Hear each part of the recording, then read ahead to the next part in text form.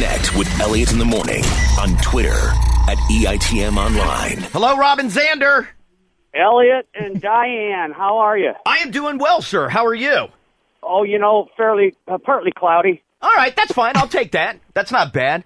I got to say, it's weird. I was thinking about this. I mean, for as many years as I've been who isn't a fan of the band and playing songs, I think this is the first time I've ever spoken to you. Really? Yeah, no, trust me, I'm very excited about it. But yeah, I don't ever remember ever crossing paths with you. Well, listen, this is cool because I don't think I've ever talked to you either. All right, good. So that works out. That works out very well. I will say this, though. I give you a ton of credit. If I had your career and your success, I would not be working anymore. I would just be laying at home, sleeping, and rolling in it. Well, Elliot, I'm just too dumb to quit. That's what it really is. And, we're like Cheap Trick's like musical glue, like super glue.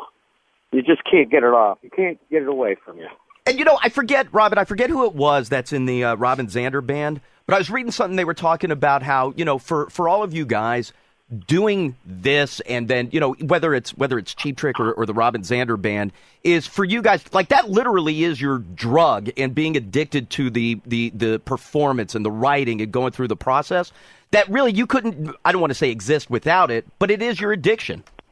It is. And I'll tell you, the barometer is if you're still having fun and being creative and if people still enjoy listening to it.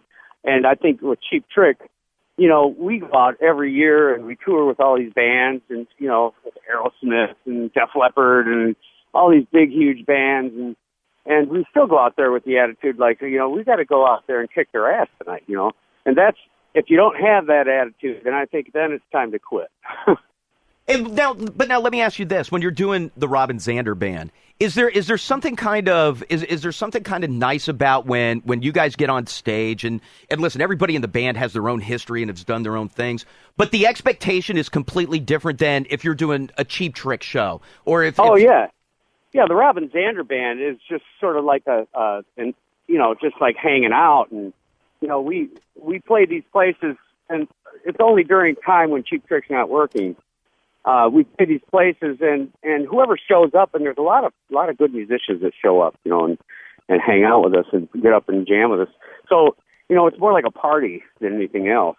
And we play all these cover songs, from the 60s and 70s, and it's just to bring back some memories of when you were younger and when you met your first girlfriend, and when you got thrown out of school, and the time you spent in jail, and all those things come flooding back into your memories, and that's what that band's all about. And I don't have it in front of me, but what was your last jail stint? It was 1980. We were touring with Heart, and we were staying in Florida we were doing Tangerine Bowl. Okay. And I remember that night we were fooling around, and there were a bunch of roadies and stuff that had gone out and were real drunk and all that stuff. And Hart had one half the hotel, and we had the other half of the hotel. Right. And there was security everywhere, and I remember coming out of my room, and I only had a shirt on, some leather pants. That's all I had on. And I heard this ruckus out there, and our roadies were fighting. They were play fighting, but you got 6'7" play fighting going on. There's right. A lot of loud noise, So I came out there, and I tried to break it up and say, look, you guys are going to get arrested. And sure enough, right as I said that, up come the cops out of the elevators. And I got arrested right along with everybody else. Didn't you tell them? I wasn't doing anything. I remember the arresting officer's name was Miss Beaver. and I remember pointing at her and going, she goes, don't touch me, and I'm going to put the cuffs on you. I said, well, I didn't touch you. I wouldn't touch your beaver with a 10-foot pole. And that was it. I was in jail. So she didn't find the same laugh in it that all of us do? Well, holy crap, I'll tell you what. But that was the last time. I haven't been arrested since. But I almost got arrested in Slovenia at the border because I didn't have a Slovenian driver's license. Oh, okay. Well, that'll push aside. That's no big deal. Hey, they threatened me with gulag prisons, but and the guy said to me, "Oh, I had my kids with me in the back seat, and they go, "How do you think your family will feel in your prison?" Jesus. Hey, can I, Robin? I want to ask you something. I was knowing that you were going to be on. I was watching some stuff, and I feel like I saw a story pop up that I wasn't familiar with, going back to the beginning of Cheap Trick. And you were talking about how I guess you guys had gone in and done like a demo or kind of recorded something, and it hadn't come out yet. And you were doing a show. I believe you said you were in Kansas City, and during the show, Gene Simmons was at the show and was just like throwing money up on stage for you guys. Oh, while you I were... know the story. The story is when in 1976, before we made a record, and we played Max's Kansas City in New York City, which is a nightclub there. Right. And there were about 5 people in the audience, you know. There was the lead singer of the New York Dolls in Wayne County, and Gene Simmons was sitting in the front row at the table. And after we finished our set, he threw a $100 bill on stage, and Rick picked it up and ate it. and Simmons came backstage right afterwards, after we were finished, and said, "Man, I like you guys. I want you guys to tour with us." And so that's how our first big tour came about, was because Gene Simmons gave it to us.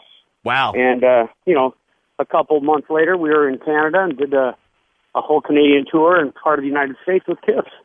We went from, you know, playing in front of 3 people almost overnight. I was reading something that Rick Nielsen was talking about the 35th anniversary of Budokan, and talking about how nuts it was when you guys arrived over there. Because that was never really supposed to be a thing, right? Wasn't that always the deal where it was like you guys were going over there and the band was really big? But in terms of it being live from Budokan, it was never really supposed to be a massive thing, correct?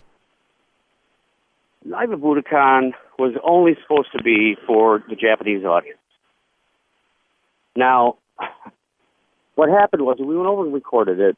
We didn't like the recording. We didn't like the cover. We didn't like anything about it, really.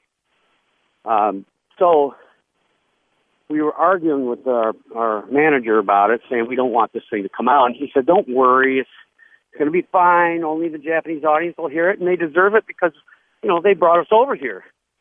So, sure enough, when we said, "Okay, you know, it's just the rest is history." It came out in Japan, and it was imported first to London in the UK, and Kamikaze Yellow Vinyl as sort of a novelty.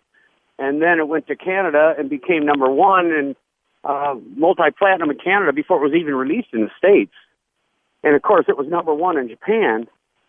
And then when it was released in the States, it sold, you know, upwards of 4 million copies. And all of a sudden we were a band that, you know, we were the best band in America for a while. So there you go. Hey, when you have a song like Surrender and you see that it's been covered by everybody from Foo Fighters to Taylor Swift, is it awesome when you know that you have one of those songs that, like I said, everybody from Foo Fighters to Taylor Swift will cover?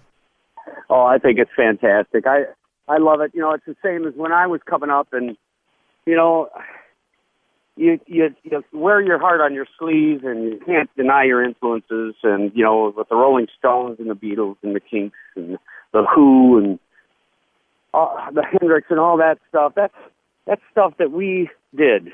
And we felt the same way about those bands as some people feel about us. So, and that's the way it happens with groups. It just, what comes around kind of goes around. Hey, do you still keep up, like you mentioned, like being on the road with Kiss, and you've toured with everybody under, you know, essentially every band in the world? Is there anybody that you're really, really close with, or is it like when you run into them, everything's cool, or are there a bunch of where you're like you talk to them pretty regularly? Well, there's a few, like, you know, Aerosmith are friends of ours and have been for many years, and we talk to them regularly, and guys like, I want to say, let's see, like Joe Elliot is a good buddy of ours. Right. And, you know, the guys in Foreigner we kind of came up with, stuff like that. And you remain friends. I mean, if you tour for a year and a half or 2 years with somebody like AC/DC, you become friends with them. Right. you just hang out together. You know, you're going to the same show tomorrow, and the next day, and the next day, and the next day, and you either get along or you don't. Now, we happen to be fairly easy to get along with, I think. You know, we try not to we try to have a sense of humor about things, and you know, try to be lighthearted about and not take ourselves too seriously. And I think other bands appreciate that in us. Monday night at the Birchmere, it's the Robin Zander Band. And then some Cheap Trick dates, February 14th in Ridgefield, Connecticut at the Ridgefield Playhouse. February 15th in Montclair at the Wellmont Theater. Robin Zander, very nice to talk to you, sir. All right, thanks a lot. You got it. Thanks, Robin. All right, bye.